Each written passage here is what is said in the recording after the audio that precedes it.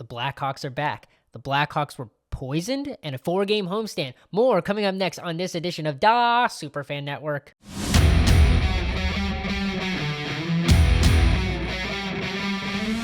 Goal. Avellini, here comes Peyton. And Peyton is in for the touchdown. Unbelievable. Takes it, Cade. 2-on-1. Hustling back his point. Up a shot. Score! Shot retained in overtime. Ahead of Jenks. Uribe charges throws. Out! And the White Sox have won the World Series. To the circle. Puts the shot in the air. Good! The game's over. And the Bulls have won. The pocket, so Ferguson was on the run, and you're going to see Wilbur Marshall come here and really flatten him. Oh, boy, did he really hit him. Looking downfield, launching downfield, going for it all! And it is caught! Here's Bernard. Feeds it back. Hazer scores! Brock Hazer in overtime! And the Hawks won it 4-3. Hello, everybody. I'm Adrian Aaron. Welcome back to Da Superfan Network. I got you a little short pregame. That's probably a lie. It probably won't be short at all. Like I said, oh, this is a shorter video, and then it wasn't a shorter video. It was an 18-minute long video, and before I cut it down.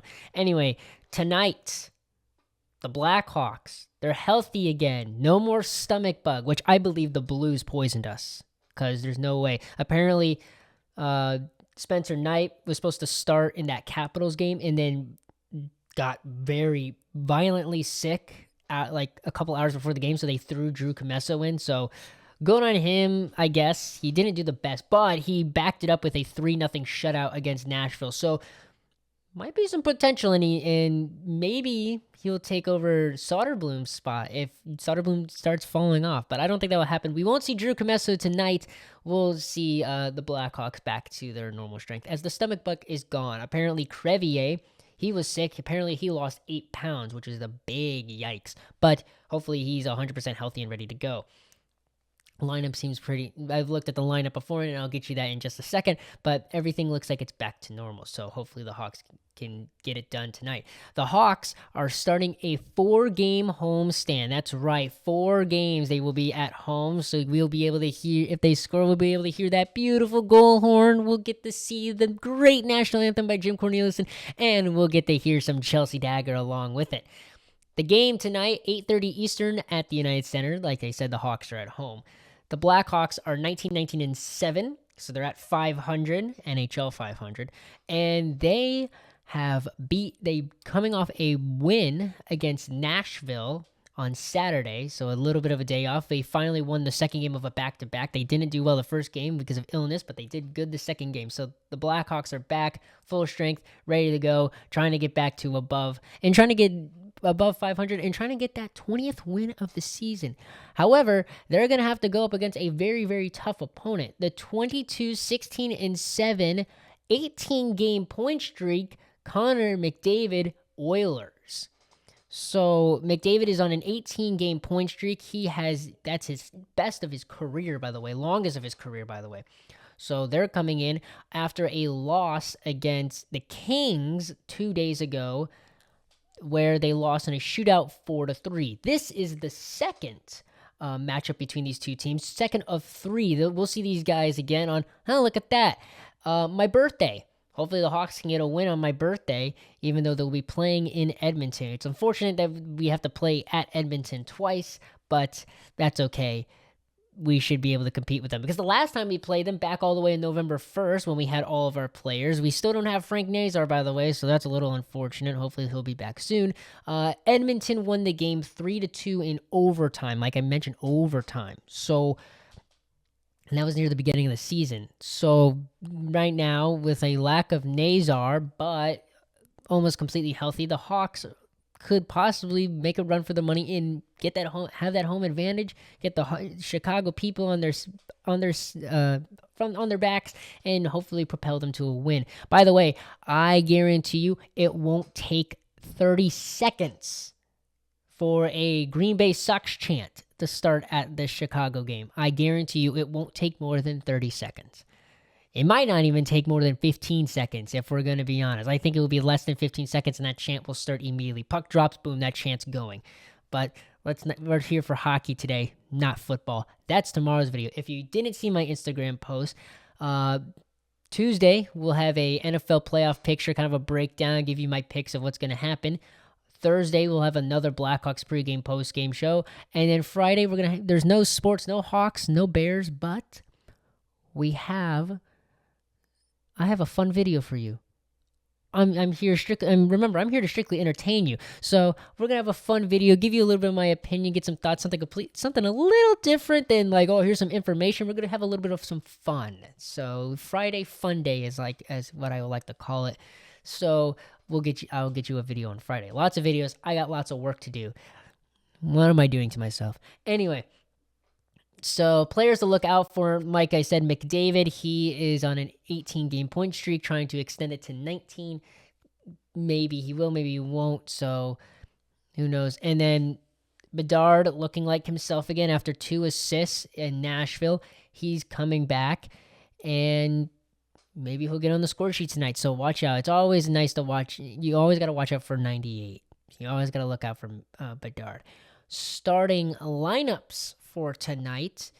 Let's get the goalies first. Connor Ingram is in goal. He's got a record of 3 wins, 2 losses, and 1 overtime loss. A goals against average of .298 and a save percentage of .892.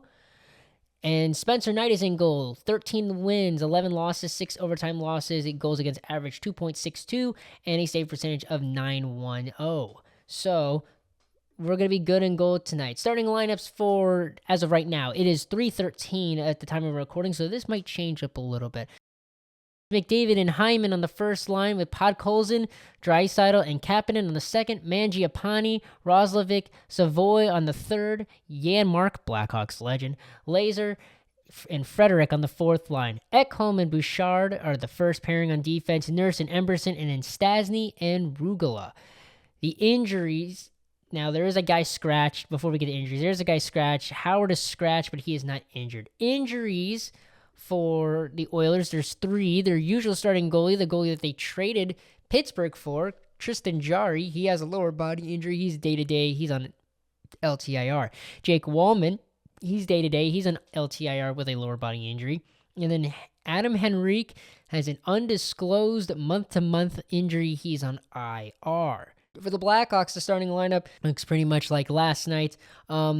With this first line, even though Bedard is at center, he's probably not going to be taking much of the faceoffs, and it will probably be Ryan Green taking the faceoffs. Blashill said Bedard isn't going to be taking faceoffs for a little bit, just so they can make sure that shoulder is 100% healed and that he's okay and ready to go. They have him playing, but they just want to be, they're being more on the cautious side, and I understand that. So Green, Bedard, and Burakovsky the first line, Bertuzzi, Dickinson, and Mikheyev the second line, Teravainen with the youngsters Moore and Lardis on the third line, and then Donato, Foligno, and Slaggert on the fourth line.